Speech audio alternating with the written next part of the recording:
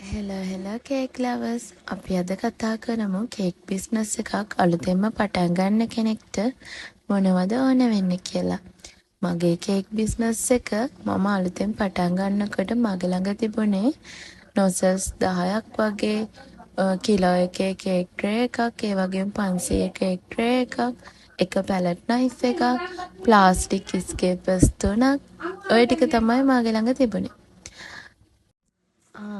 තව plastic turn table එකක්. එච්චර තමයි තිබුණේ. ඒ ටික ගන්න මට රුපියල් 10,000ක්වත් ගියේ නැහැ. ඊට පස්සේ ඕඩර්ස් එනකොට ටික තමයි මම බඩු ගත්තේ. සමහරක් මාස තිබුණා ඒ මාසේ ආදායමටත් වඩා මම වියදම් කරලා කේක් බිස්නස් එකට බඩු ගත්තා. මුලින් එහෙම ගත්තට මාස 5-6ක් යනකොට මට පුළුවන් වුණා ඕනම කරන බඩු ටික සේරම අරගන්න මේ කේක් බිස්නස් එකෙන්.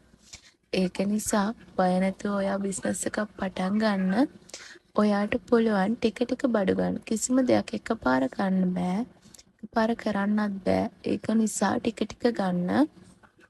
එතකොට ඔයාට ඔයාගේ ඕඩර්ස් වලින් ලැබෙන සල්ලි වලින් පුළුවන් ලස්සනට ඔයාගේ බිස්නස් එකට ඕන කරන හැම දෙයක්ම ගන්න.